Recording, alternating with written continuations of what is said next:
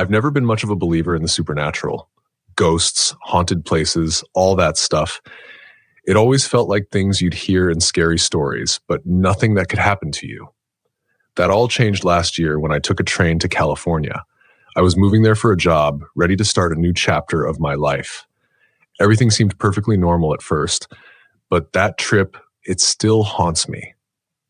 It was late afternoon when I boarded the train. I had a window seat, the sun casting its warm light over the landscape as we pulled away from the station. The car was surprisingly empty for a long-distance trip. A few passengers scattered here and there, most of them dozing off or lost in their phones. The rhythmic clatter of the wheels on the tracks created a kind of lull, and before long I found myself relaxing into my seat. The first few hours were uneventful. I spent the time scrolling through my phone, glancing out the window at the fading daylight. Somewhere between states, as the sky turned a deep orange, a woman sat down across from me. I didn't pay her much attention at first, just another passenger, probably be boarding at one of the small towns we'd stopped at. But as the train rolled on, she started talking. "Where are you headed?" she asked, her voice soft but with an edge I couldn't place. "California," I replied, keeping my answer short. I wasn't in the mood for conversation. She nodded, looking out the window for a moment before turning her gaze back to me. There was something unsettling about the way she stared, like she was trying to look into me rather than at me. "Long trip," she said. "You ever wonder what might happen if you never reached your destination?" I frowned. "Not really.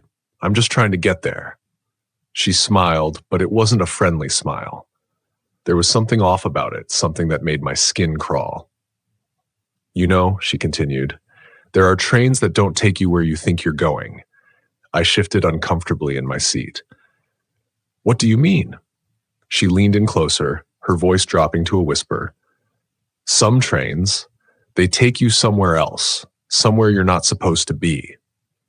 At this point, I didn't know if she was trying to mess with me or if she was just a little unhinged. Either way, I wasn't in the mood to entertain her weird conversation. "That's nice," I said, turning to look out the window, hoping she'd get the hint. But she didn't. In fact, she got more persistent. "I bet you've never been on a train like this before," she said, her voice cold now, almost taunting. I ignored her, my heart starting to race for reasons I couldn't explain.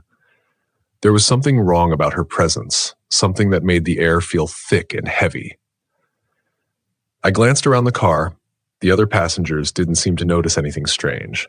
A man a few rows back was snoring softly while a woman across the aisle had her headphones on, lost in her music. Suddenly, the woman leaned in even closer, her face inches from mine.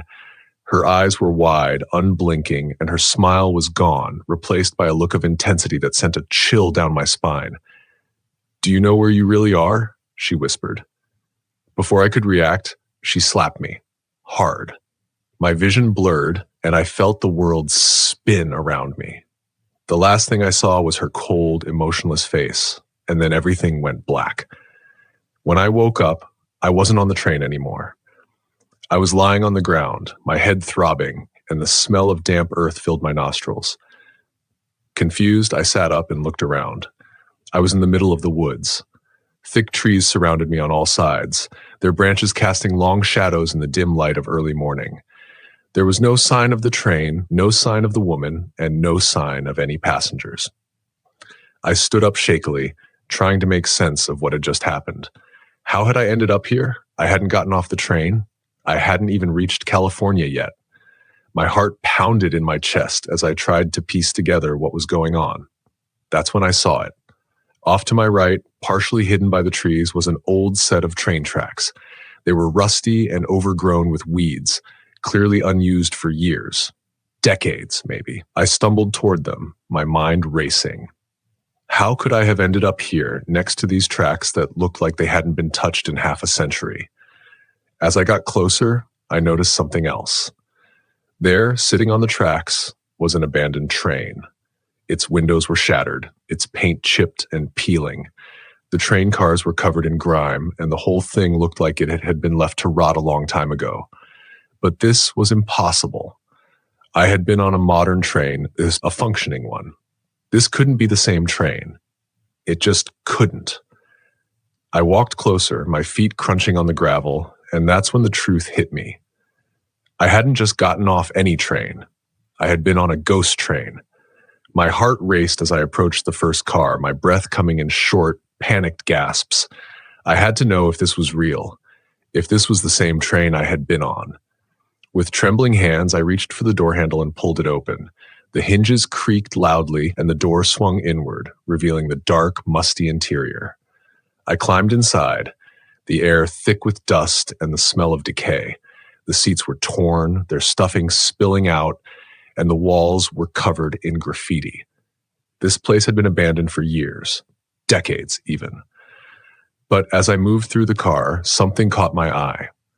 On one of the seats, partially buried under a pile of old newspapers, was a purse. It was the same purse the woman on the train had been carrying. My stomach turned, and I backed away, my mind racing. How was this possible? How could I have been on a train that didn't exist? A train that had been abandoned for over 50 years. I stumbled out of the car, my legs shaking beneath me. I had to get out of here. I had to find help, find someone who could explain what was happening. But as I turned to leave, something stopped me. A figure standing at the far end of the train, just barely visible in the early morning light. It was the woman from the train. She was standing there, watching me, her face expressionless. I froze, my breath catching in my throat. She didn't move, didn't say anything, just stood there, staring at me with those cold, empty eyes. And then, without a word, she turned and walked into the woods, disappearing into the shadows. I didn't stick around to see where she went. I ran. I ran as fast as I could, the sound of my footsteps echoing through the empty woods. My heart pounded in my chest, my mind racing with fear and confusion. It wasn't until I reached the edge of the woods, hours later, that I finally stopped running. I was exhausted, my clothes soaked with sweat, but I had made it out. I had escaped. I flagged down a passing car and asked for a ride into town.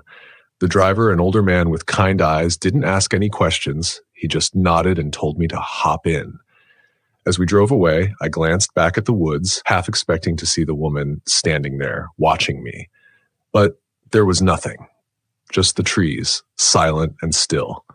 I never told anyone what happened that night.